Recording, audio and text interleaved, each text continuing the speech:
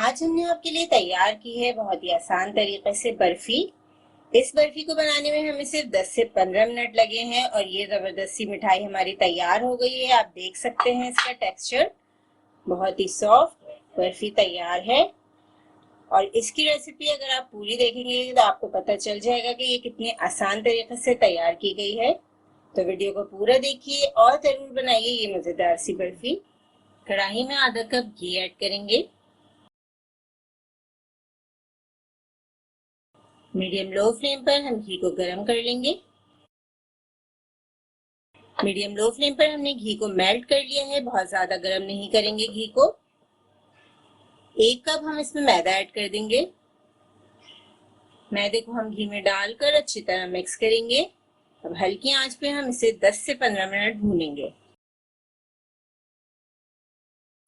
मैदे को हमें अच्छी तरह भूनना है यहाँ तक कि इसका कच्चापन खत्म हो जाए। तेज आंच पे अगर भूनते हैं तो मैदे का कलर चेंज हो जाएगा और जो हम बर्फी तैयार कर रहे हैं वो हमें व्हाइट कलर की चाहिए। तो हल्की आंच पे हम इसे भूनते रहेंगे, हिलाते रहेंगे। मैदे को भूनते हुए हमें 5 मिनट हो चुके हैं। अब हम इसमें आधा चाय का चम्मच इलायची का पाउडर ऐड कर रहे हैं। अब इलायची ऐड करने के बाद हम इसे मजीद तकरीबन 5 मिनट और भून लेंगे। बिल्कुल लो फ्लेम पर हमें ये काम करना है। मैदे को हमने अच्छी तरह भून लिया है। अब हम इसमें 2 खाने की चम्मच मिल्क पाउडर ऐड करेंगे। मिल्क पाउडर ऐड करने के बाद अच्छी तरह इसे मिक्स कर लेंगे। अब हम इसे निकाल कर अलग रखेंगे और थोड़ा ठंडा कर लेंगे। कढ़ाई में अब हम आधा कप पानी ऐड करेंगे। 1 कप चीनी। मीडियम फ्लेम पर हम इसका शीरा तैयार कर लेंगे। शीरे को हमें सिर्फ 3 से 4 मिनट पकाना है। शीरे में आप देख सकते हैं बबल्स बनना शुरू हो गए हैं। शीरे को हमने पका लिया है तकरीबन 3 से 4 मिनट मीडियम फ्लेम पर। शीरे में चिपचिपाहट आ चुकी है। हल्की सी बस हमें इसमें स्टिकनेस चाहिए। अब हम चूल्हा बंद कर देंगे। अब हम इसमें मैदा ऐड कर देंगे जो कि हमने भून के रखा है। चूल्हे को हमने बंद कर दिया है।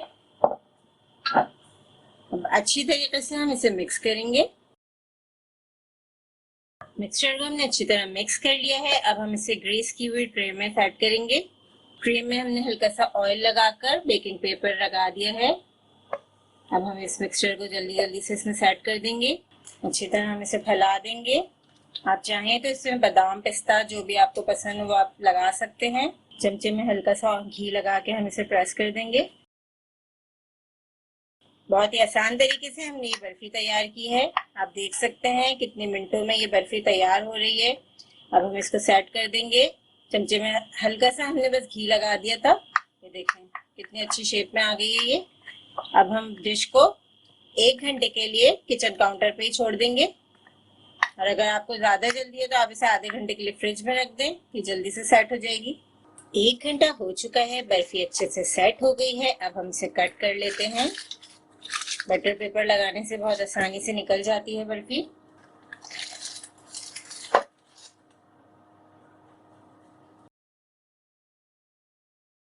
बर्फी को हम स्क्वायर पीसेस में कट कर लेते हैं।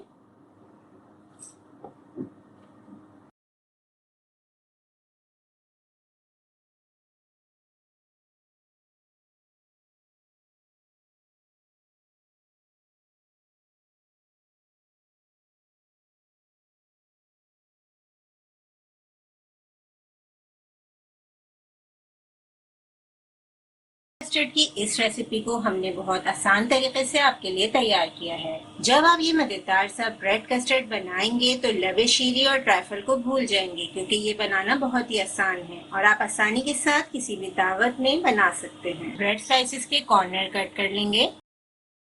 5 हमने ब्रेड स्लाइस ले लिए हैं। अब ब्रेड को हम छोटे छोटे से पीसेस में काट लेंगे।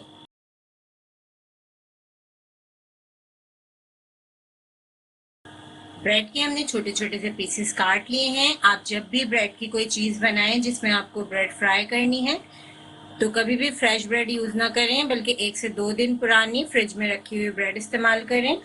इससे ये ऑयल या घी जिसमें भी आप फ्राई करेंगे कम एब्जॉर्ब करेगी। अब हम इसे फ्राई करेंगे। फ्राइंग पैन में हमने 1 कप घी ले लिया है। इसको हम मीडियम फ्लेम पर अच्छी तरह गरम कर लेंगे। ब्रेड के पीसेस को हम गोल्डन फ्राई कर लेंगे, गोल्डन कलर आने तक हमें इन्हें फ्राई कर लेना है। ये स्वीट डिश इतनी मज़ेदार बनती है कि अगर आप फ्रूट ट्राइफल या फिर लवेशीरी से कंपेयर करें तो एक तो बनाने में बहुत आसान है और फिर ये कम बजट में तैयार हो जाती है। 2 से 3 इंग्रेडिएंट लग रहे हैं इसमें मेन। आधा लीटर दूध को हमने बॉईल करने के लिए रख दिया है।